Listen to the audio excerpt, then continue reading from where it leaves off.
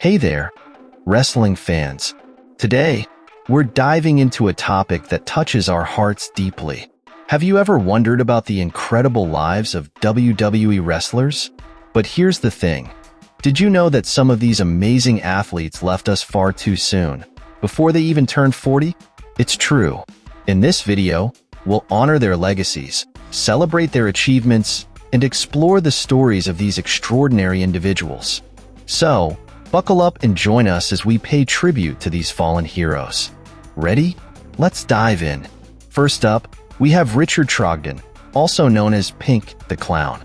He was part of a team of little-person wrestlers who fought alongside Doink the Clown in 1994.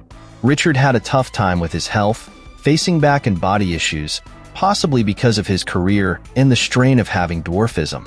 Despite undergoing 3 spinal surgeries, he still suffered a lot of pain.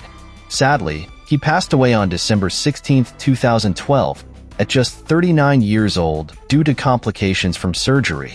How do you think his fellow wrestlers and fans remembered him? Next, there's Johnny Grunge, also known as Mike Durham. He and his tag team partner, Rocco Rock, were known as the Public Enemy and made a big impact in the wrestling world. But Johnny struggled with obesity and sleep apnea later in life.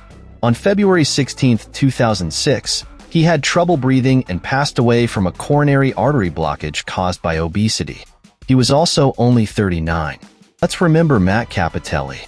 He showed incredible determination throughout his life, winning the WWE talent competition Tough Enough 3. But in 2006, he was diagnosed with a brain tumor and had to retire from wrestling. After fighting cancer for years, Matt sadly passed away on June 29, 2018, at the age of 38. Moving on, John Kronus, also known as George Caiazzo. Despite knowing he had a heart defect that could take his life at any moment, John pursued his dreams of becoming a professional wrestler. He formed the iconic tag team known as the Eliminators with Perry Saturn and ECW. After retiring from wrestling, he considered returning to support his son, but tragically passed away at the age of 38 from heart failure, believed to be linked to the enlarged heart he was born with. Next is Eddie Guerrero, a beloved figure in WWE. Eddie struggled with substance abuse issues throughout his career but managed to overcome them and become a main event star. However, his second chance was cut short when he died from heart failure at the age of 38. It's believed that his history of drug abuse, including steroids and human growth hormone, contributed to his untimely death. Mike Bell, also known as Mad Dog Mike Bell, was an enhancement talent in wrestling. Despite battling addiction, he was celebrating 60 days of sobriety when he tragically passed away at the age of 37 from a heart attack caused by accidental inhalation of a chemical used in household products. Joey Maggs may not have reached the heights of wrestling stardom, but he was highly respected for his ability to make his opponents shine. After his wrestling career ended due to injury, he pursued other interests, including flight training school and stunt doubling. Joey passed away at the age of 37 from unknown causes. We have Umaga, whose real name was Eddie Fatu. Umaga's career soared after he was given the gimmick of the Samoan Bulldozer. However, his life took a tragic turn due to substance abuse issues. He was released from WWE and found unresponsive at the age of 36, with his death ruled as a heart attack caused by a lethal combination of prescription pills. Now let's talk about Jerry Tuite, also known as Malice. He was a big guy, standing at 6 feet 10 inches and weighing 360 pounds. He had a promising career in WCW and even landed a developmental deal with WWF. However, personal issues led to his dismissal. Tragically, he passed away at the young age of 36 due to a sudden heart attack. Next, we have Gary Albright, an accomplished amateur wrestler who found success in Japan's wrestling scene. He collapsed in the ring during a match and couldn't be revived.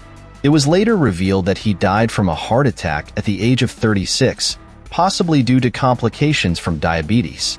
Anthony Durante, also known as Pitbull No. 2, was part of ECW's tag team division. He and his partner faced legal troubles but managed to avoid prison time. However, his life was cut short at the age of 36 due to a drug overdose, leaving behind 2 young children. Scott Irwin, a successful tag team wrestler, died from a brain tumor at the age of 35. Chris Duffy, who appeared in WWE as enhancement talent, passed away from a brain aneurysm at 35 as well, but he left a legacy by donating his organs to help others. Yokozuna. He was a massive force in the WWF, winning championships and dominating the ring. But his weight issues became too much for him to handle, and despite efforts to help him, he passed away at just 34 years old. Then there's Owen Hart, a talented wrestler who met a terrible fate during a stunt gone wrong. He was just 34 years old when he tragically lost his life. How do you think his family and fans felt after such a shocking incident? Next, Big Dick Dudley, a member of the famous Dudley wrestling family, brought excitement to the ring with his unique character. But his life was cut short at the age of 34 due to kidney failure. Can you imagine the pain and loss his loved ones experienced? Chase Tatum had a promising career in wrestling and even ventured into the music industry. But his struggles with injuries and painkillers led to his untimely death at 34. How do you think his friends and fans remembered him? Bobby Duncum Jr., a rising star in WCW, faced challenges with injuries and painkillers, which ultimately led to his accidental overdose at just 34 years old. Can you feel the shock and sadness felt by his fellow wrestlers and fans? The tragic story of Alberto Perez Jimenez and Alejandro Perez Jimenez reminds us of the dangers wrestlers face both inside and outside the ring. Their lives were cut short at the age of 34 due to a senseless act of violence.